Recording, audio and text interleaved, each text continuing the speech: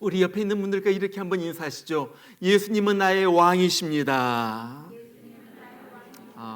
신앙의 고백입니다. 이렇게 다시 한번요. 예수님은 나의 생명의 구주이십니다.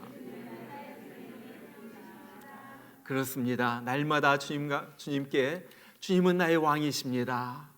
주님은 나의 생명의 구주이십니다. 그렇게 고백하면서 살아갈 때 하나님께서 우리 심령 가운데 주시는 은혜가 분명히 있는 줄 믿습니다.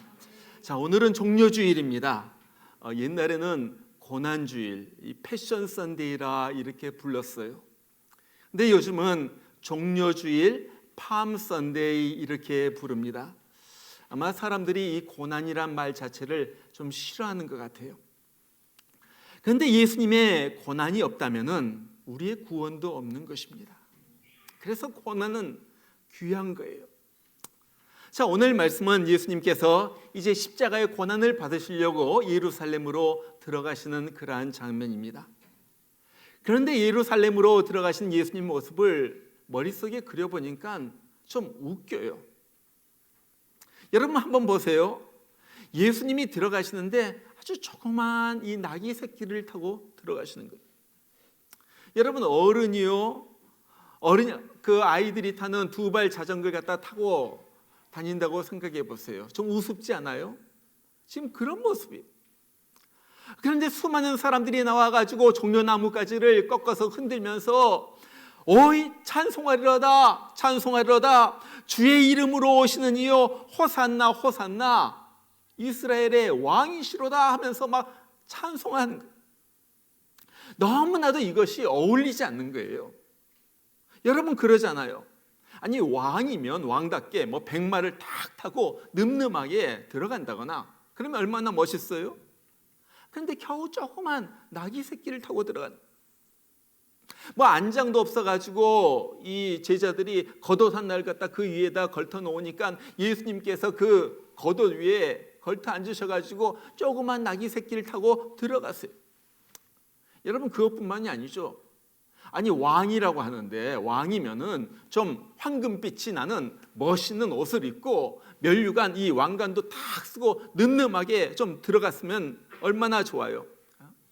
예수님 평소에 입으시던 그런 옷 꾀재재한 모습으로 나귀 새끼를 타고 들어가는데 사람들은 그 앞에서 왕이다 왕이다 이스라엘의 왕이다 호산나면서 소리를 지르는 거예요. 여러분 그 당시 예루살렘에는 로마의 총독뿐만 아니라 로마의 군단이 거기 머무르고 있었고요. 전 세계에서 많은 사람들이 거기에 있었어요. 그것뿐만 아니라 유월절을 당하여서 이스라엘 각지에서 수십만의 사람들이 유월절 절기를 지키려고 예루살렘에 몰려들고 있었던 거예요. 자, 그런데 이런 사람들이 로마 사람들이 이런 모습을 본다고 생각해 보세요. 여러분 이거 웃기다고 그러지 않겠어요? 한 사람은 나귀 새끼를 타고 오는 그런 모습이 왕처럼 이렇게 들어오고, 사람들은 나가서 나귀 새끼 조그만 나귀 새끼를 타고 들어오는 그분을 향하여 왕이여 왕이여 이스라엘의 왕이시로다 하면서 막 그렇게 소리를 지르는 거예요. 어떻게 보면요 좀 코미디 같아요. 정말 우리가 믿는 우리가 보기에도 어떻게 보면요 좀 민망해요. 아니 예수님, 이번이 예수님 마지막 예루살렘으로 들어오시는 행차이신데 좀 멋지게 큰 흰말 한 마리 구해가지고 그걸 타고 들어오시지 아무런 힘도 없는 조그만 나귀 새끼를 타고 들어오세요? 그래가지고 로마 사람들에게 다른 사람들에게 이렇게 놀림을 받고 그래요. 예수님 왜 그래요? 좀 한마디 해주고 싶은 것이 우리의 심정이에요. 그런데 오늘 보면요 예수님께서 나귀 새끼를 타고 들어오신 중요한 이유가 있었다는 거예요. 그것이 무엇입니까?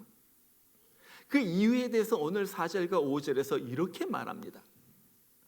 이는 선지자를 통하여 하신 말씀을 이루려 하심이라. 일렀을 때 시온의 딸에게 이르기를 네 왕이 내게 임하나니 그는 겸손하여 나귀 곧 멍에 매는 짐승의 새끼를 탔도다 하라 하였느니라. 자, 이 말은요 구약성경 스가랴서 9장 9절에 나오는 말씀이에요.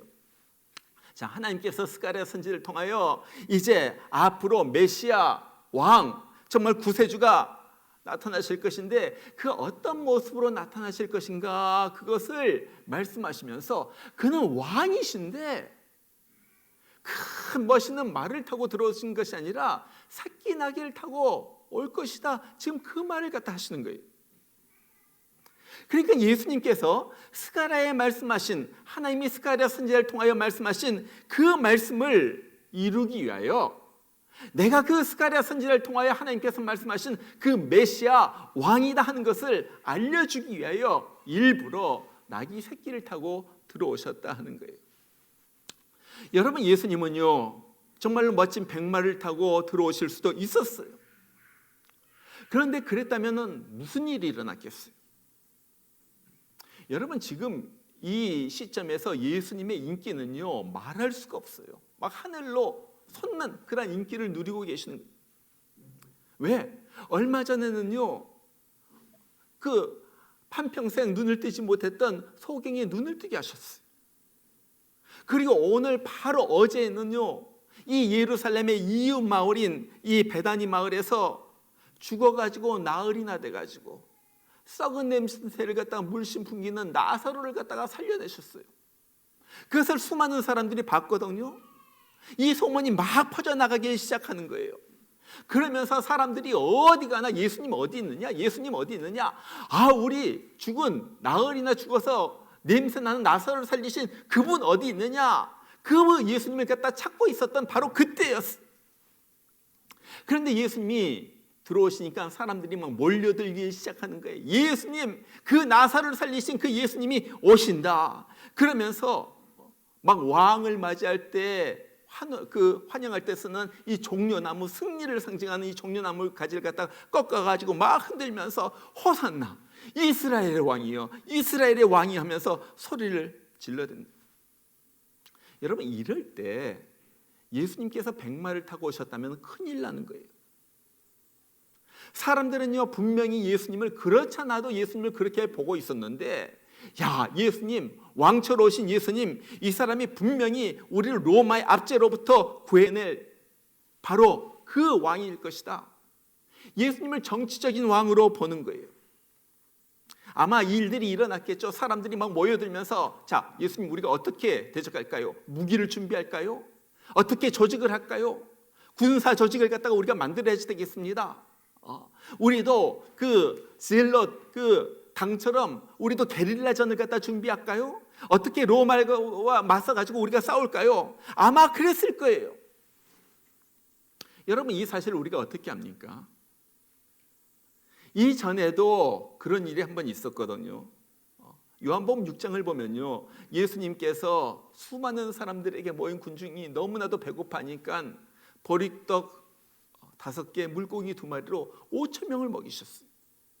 여러분, 그 일이 있고 난 다음에 무슨 일이 일어나는 줄 아세요? 사람들이 예수님을 이분 이 정도면 우리의 왕이 될 만하다 해가지고 사람들이 몰려가가지고 왕으로 세우려고 그런 거예요. 그러니까 예수님이 그 사람들을 피해가지고 홀로 산으로 올라가셨다 그래요. 그러니까 이스라엘 사람들은요 지금 왕을 기다리고 있는 거예요. 어떤 왕? 로마로부터 우리를 구해낼 그 왕, 정치적인 왕, 군사력도 뛰어나가지고 저들 갖다 물리칠 그 왕을 기다리고 있는 거예요. 자, 이런 상황 속에서 예수님께서 말씀하시는 거예요. 자, 나는 왕이다. 그런데 너희가 그렇게 기대하고 바라고 있었던 로마를 물리칠 그런 정치적인 왕이 아니다. 나는 세상의 왕이 아니다. 스가랴서에 나와 있는 것처럼 정말로 죽어가는 영혼들, 세상의 영혼들을 지옥불에서 건져낼 바로 그 구원하는 메시아, 그 구원하는 왕으로 내가 왔다.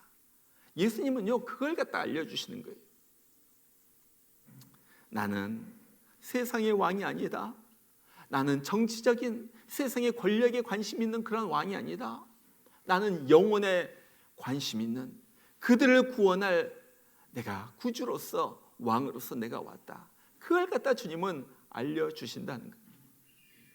자, 그것뿐만 아니라 예수님은요 새끼 나귀를 타심으로써 그의 겸손을 나타내신 거예요. 여러분 오늘 말씀을 보면요, 예수님께서 제자 둘을 보내시면서 너 저쪽 마을로 가가지고 나귀를 데려와라, 나귀를 구해와라 그렇게 말해요. 제자들이 가가지고 이제 어미 나귀를 끌고 옵니다. 그랬더니 그 어미 나귀 옆에 있었던 새끼 나귀 한 마리가 졸래졸래 엄마를 따라가지고 온 거예요.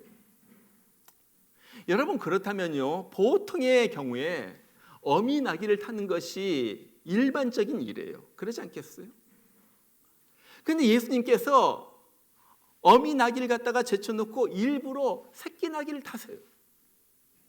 여러분 왜 그렇습니까? 오늘 말씀해 보니까 그러죠. 그는 겸손하여 나귀 곧 멍에 매는 짐승의 새끼를 탔도다. 겸손해가지고 일부러 어미 나귀가 아니라 새끼 나귀를 탔다는 거예요. 여러분 겸손이 뭐예요? 겸손은 나를 낮추는 거예요. 누구만큼? 상대방의 눈높이만큼 나를 낮추는 거예요. 예수님은요 자기를 갖다 낮추셨어요. 그래서 그들과 함께 울고 그들과 함께 웃는 거예요. 그것이 겸손하신 예수님의 모습이에요. 저는요 예수님께서 이 나귀 새끼를 타고 오시는 모습을 머릿속에 그려봤어요. 상상해 본. 여러분 나귀 자체도요 어미 나귀도 큰 동물이 아니에요. 그런데 새끼 나귀라고 하니까 얼마나 작았겠어요. 분명히 크지 않은 아마 조그만 하면 요만한쯤 되나 그런 나귀였을 거예요. 아마 어미 이 새끼 나귀를 갖다 타신 예수님 이렇게 발을 내리면요 발이 끌릴지도 몰라요. 땅바닥에. 그 정도로 작은 새끼 나귀예요. 어미 나귀를 타는 것보다도 훨씬 불편합니다. 좀 높이 안장이라도 있었으면 좋은데 뭐 안장도 없이 새끼 나귀를 타니까 풀썩 주저앉은 것처럼 예수님께서 보였을 거예요. 어른들 이렇게 서 있는데 보면 예수님이 높이 우러러 봐야 할 존재가 아니라 낮아서 이렇게 내려다 봐야 할 그런 존재일지도 몰라요. 새끼 나귀를 타셨기 때문에. 예수님께서 새끼 나귀를 타심으로 이루어진 일이 무엇입니까? 사람들이 우러러보는 것이 아니라 사람들과 눈높이를 갖다 낮추는 거예요. 예수님께서 높은 곳에 계시는 것이 아니라 자기들과 같이 있는 거예요. 어린아이들이 와가지고 예수님 하면서 얼굴을 마주대고 말도 할 수가 있어요. 옷깃을 만져볼 수도 있어요. 예수님께서 새끼 나귀를 갖다 타셨다는 것은 그런 의미예요. 자, 우리 친구하자. 우리 같이 얘기하자. 너 힘든 일, 어려운 일이 있으면 다 나한테 말해. 내가 들어줄게. 우리 어렵게 지내지 말자. 같이 친구하면서 지내자. 바로 그것이 예수님의 겸손의 의미라 하는 거예요. 자기를 낮추셔가지고 우리와 눈높이를 같이 하시는 하나님, 낮추셔가지고 우리의 연약함, 힘들어하는 것을 다 아시는 하나님, 나를 다 이해하신 하나님, 같이 있어가지고 어깨동무하실 수 있는 우리 주님, 같이 얘기하실 수 있는 우리 주님, 그리고 그 주님께서 우리를 도와주신다는 말이에요. 여러분 우리 젊은 분들은 아마 마커스라는 이 찬양팀을 다 아실 거예요. 아주 유명해요. 매주마다 수천 명의 청소년들이 모여가지고 같이 찬양 집회를 하는데 그 찬양 집회를 인도하는 그 팀이 마커스라는 찬양팀입니다. 그런데 이 찬양팀의 인도자 중에 이 소진영이라는 분이 있어요. 소진영. 이분은 우리 교회에서도 잘 부르는 뭐 고단한 인생길, 힘겨운 오늘 또 뭐 그런 찬양도 지우고요. 주여 우린 연약합니다. 우리 오늘도 힘겨합니다. 그 찬양도 만들고요. 주 나의 모습 보네, 상한 나의 마음 보시네. 뭐 그 찬양도 만드신 분이. 근데 이분의 간증을 갖다 듣게 됐는데 그분이 그런 노래 갖다가 만든 그 배경에는 아주 기막힌 그 스토리가 있더라고요. 이분이 이 찬양팀 마커스 찬양팀에서 찬양을 갖다 부르던 열심히 활동 중이던 25살 때였어요. 갑자기 몸이 춥고 떨리고 오한이 나고 그래가지고 병원에 갔더니 몸살 감기인가 해가지고 약 하나 지어 먹으려고 병원에 갔더니 좀 큰 병원으로 가보라는 거예요. 그래서 큰 병원에 갔더니 진단을 하고 나오는 그 병명이 뭐냐면은 만성 골수성 백혈병이었어요. 백혈병. 여러분 25살 어린 나이에 백혈병이 걸린. 그래서 항암 치료를 갖다가 시작하는데 매일 독한 약을 갖다가 4알씩 먹는 거예요. 살려면요 골수 이식을 받아야지 되는데 보니까 우연히 보니까 자기 친오빠가 골수가 맞아요. 그래가지고 골수 이식을 받으려고 하는데 들리는 얘기가 골수 이식을 받으면은 앞으로 평생 아기를 못 갖는다는 거예요. 그러니까요 너무너무 고민하다가 골수 이식 받는 것을 포기합니다. 그리고 약을 먹으면서 항암 치료에 들어가는 거예요.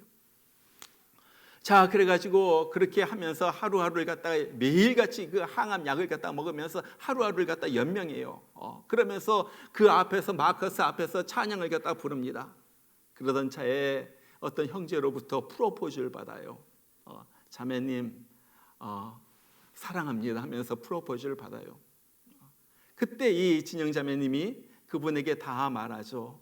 나는 사실은 난 백혈병 환자예요. 매일 약을 먹어야지 돼요.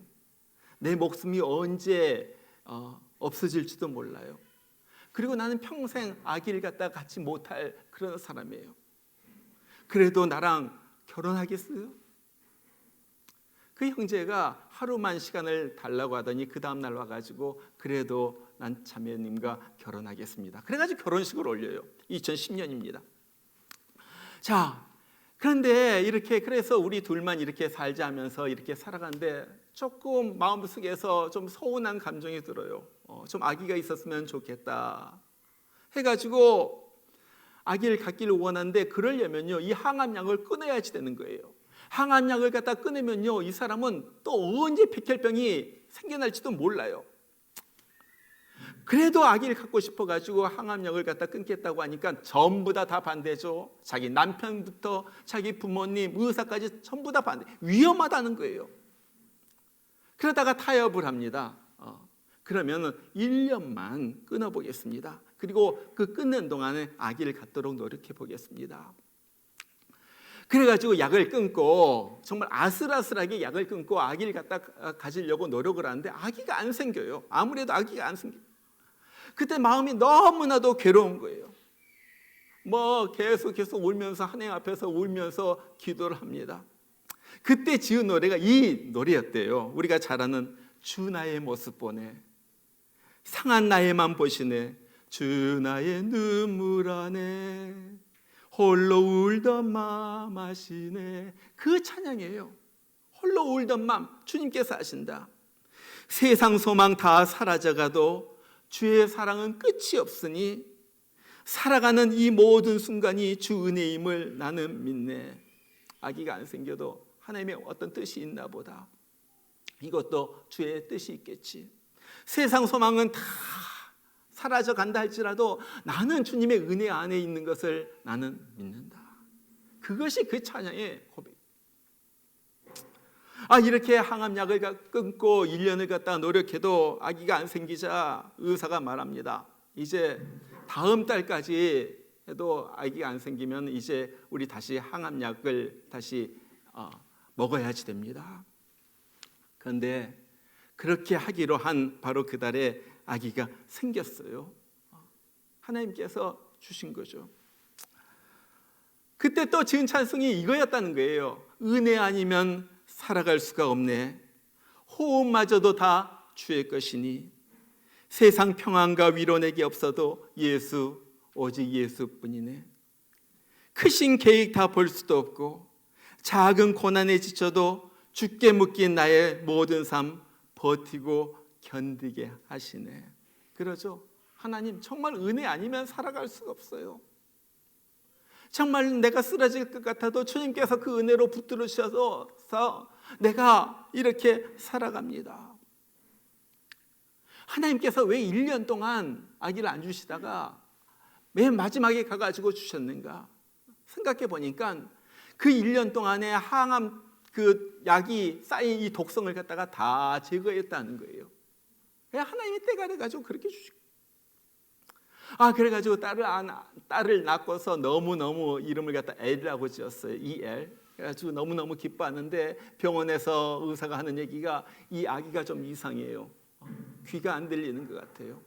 한 달 후에 다시 와가지고 우리 다시 진단을 받아요. 그 아기를 갖다 데리고 와가지고 집에 오는데 이 사람 얘기로 그래요. 자기가 혀 깨물고 죽고 싶었대요. 어떻게 해서 낳은 아이인데, 어떻게 해서 가진 아이인데 정말로 아기가 평생 못 들을 거 생각하니까 너무너무 괴로운 거예요. 이 아기를 갖다 안고서 매일같이 하루도 빠지지 않고 매일같이 눈물 흘리면서 하나님 앞에 기도합니다. 그리고 나서 한 달 후에 병원에 갔더니 다 검사한 다음에 괜찮습니다. 정상입니다. 그때 주님께서 말씀하셨다고 하죠. 진영아, 내 딸을 인도하는 것은, 내 딸을 키우는 것은 네가 아니다. 네가 아니라 나다. 네 딸의 인생, 네 인생 다 나에게 달려있다. 그걸 갖다 말씀해 주시더란. 그 음성을 갖다 듣고서 또 찬양을 지읍니다. 그 다음에도 어려운 일이 있었지만은 그때 지은 찬양이 예수 늘 함께 하시네, 그 찬양이에요. 고단한 인생길 힘겨운 오늘도 예수 내 마음 아시네. 지나간 아픔도 마주할 세상도 예수 내 마음 아시네. 여러분, 후렴이 무엇입니까? 믿음에 눈들어 주를 보리 이 또한 지나가리라. 주어진 내 삶의 시간 속에 주의 뜻 알게 하소서. 그거예요. 나는 몰라요. 나는 내 인생 몰라요. 그러나 내가 주님 안에 있고 주님은 내 마음 아시고 주님은 나와 늘 함께 계신 것을 내가 믿습니다 하면서 고백하면서 지은 찬송이 그 찬송이에요. 우리 같이 한번 불러봐요. 고단한 인생길 힘겨운 오늘도 예수 내 마음 아시네.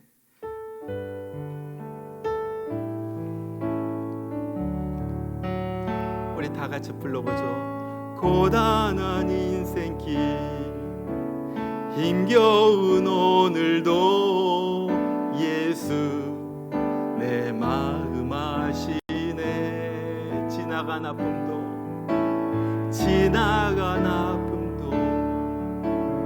마주할 세상도 예수 내 마음 아시네. 믿음에 눈들어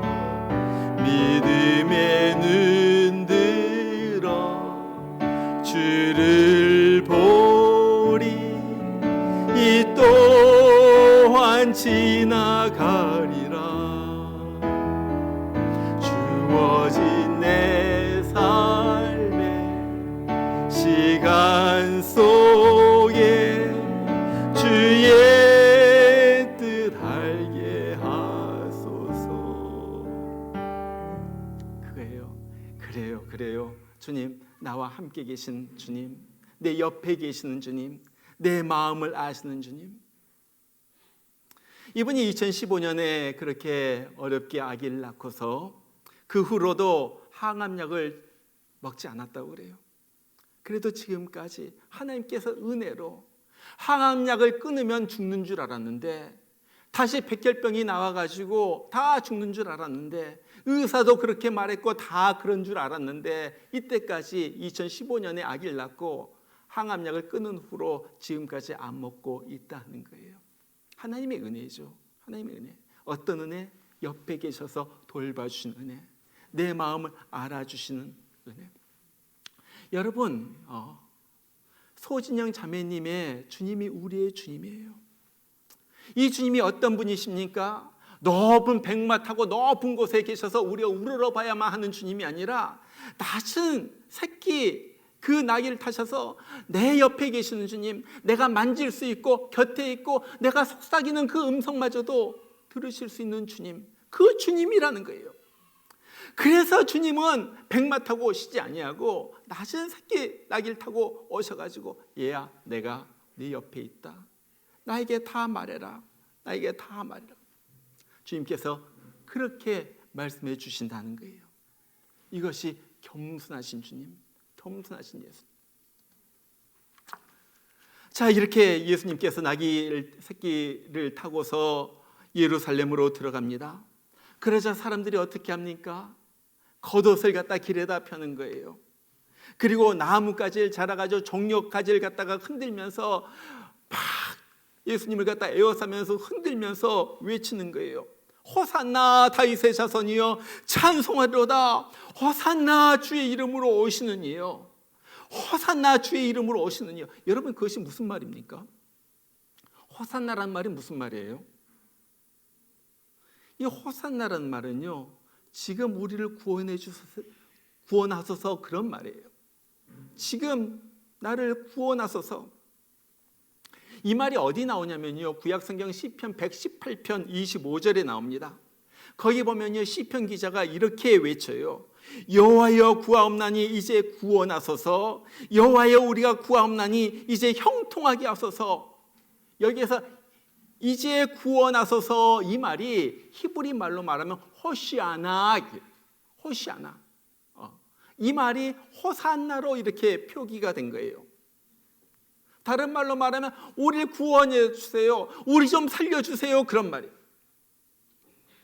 이 말은요, 두 가지 의미가 있어요. 첫 번째는 우리를 죄와 사망에서 구원해 주세요. 두 번째는요, 우리를 삶의 고달픔에서 역경에서 우리를 구원해 주세요. 주님, 우리를 구원해 주세요, 우리를 살려주세요, 우리를 구원해 주세요. 지금 그렇게 외치고 있는 거예요. 왜 이렇게 외칩니까? 시편 118편 25절에서 그렇게 말한 다음에 26절을 보면요, 그 이유가 나와 있어요. 거기 그렇게 말해요. 여호와의 이름으로 오는 자가 복이 있으며 우리가 여호와의 집에서 너희를 축복하였도다. 자, 여기 여호와의 이름으로 오는 자, 이 말은요, 성도예요. 성도. 예수님의 이름으로 오는 그 사람이 복이 있다. 그러면서 하나님의 이름을 부르면서 오니까 제사장들이 성전에서 그들 갖다 축복했단 말이에요. 그것이 26절의 말씀. 그리고 나가지고 무슨 일이 일어납니까? 그 다음 절에 보면요, 하나님의 제사장을 통하여 이런 하나님의 복을 받은 그 사람들이 이렇게 고백을 합니다. 주는 나의 하나님이시라 내가 주께 감사하리이다. 주는 나의 하나님이시라 내가 주를 높이리이다 하면서 막 하나님을 갖다 찬양하는 그러한 내용이 나와요. 여러분, 바로 이것이 호산나예요. 호산나. 뭐라고요? 나를 구원해 주세요, 나를 이 어려운 형편에서 돌봐주세요, 구원해 주세요, 나를 살려주세요, 주님밖에 없어요. 그렇게 부르시면서 주님 앞에 나온 자가 복이 있도다, 복이 있도다. 지금 그 말을 하고 있는 거예요. 여러분, 우리 주님은요, 왜 새끼 나귀를 타셨습니까? 모든 사람들이 나올 수 있도록, 주님을 만져볼 수 있도록, 그렇게 주님께서 그 나귀를 타고 온 거예요. 어느 누구나 내게 와라, 누구든지 내게 하라, 언제든지 내게 하라. 내가 너의 소리를 들어주겠다가 내가 네 옆에서 널 돌봐주겠다. 그때 우리가 해야 할 것이 있습니다. 뭐예요? 그것은 호산나, 호산나 부르는 거예요. 호산나, 하나님 나를 불쌍히 여겨주세요. 호산나, 하나님 나를 구해주세요. 호산나, 나를 돌봐주세요. 호산나, 호산나 하면서 주님 앞에 나오는 거예요. 그때 십자가에서 죽으신 우리 주님의 은혜가 우리 가운데 부어집니다. 그 은혜가 부어져 가지고 나를 삶의 고달픔에서 구원해 주시고, 그 은혜가 부어져 가지고 내 삶 힘들고 눈물 나는 세상에서 나를 위로해 주시고, 나를 견디게 하여 주시고, 이기게 하여 주시고, 그래서 그 은혜가, 십자가의 은혜가 나를 천국길까지 인도해 주는 거예요. 정말 우리가 오늘 고난주일 이스라엘 사람들을 호산나 하면서 주님 앞으로 달려갔습니다. 그것처럼 우리도 호산나 하면서 주님 앞에 달려가길 원해요.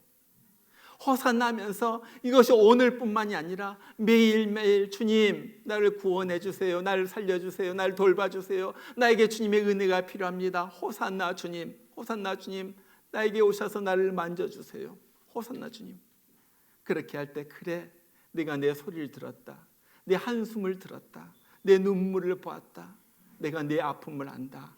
그러면서 주님께서 오셔서 나를 치료해 주시고 일으켜 주신다는 것입니다.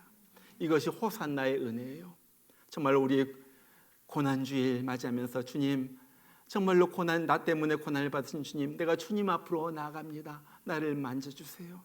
그래서 주님으로부터 만지심을 받고 살리시는 은혜를 받는 그러한 복된 고난 주간, 또 매일매일 삶이 되기를 주의 이름으로 축원합니다.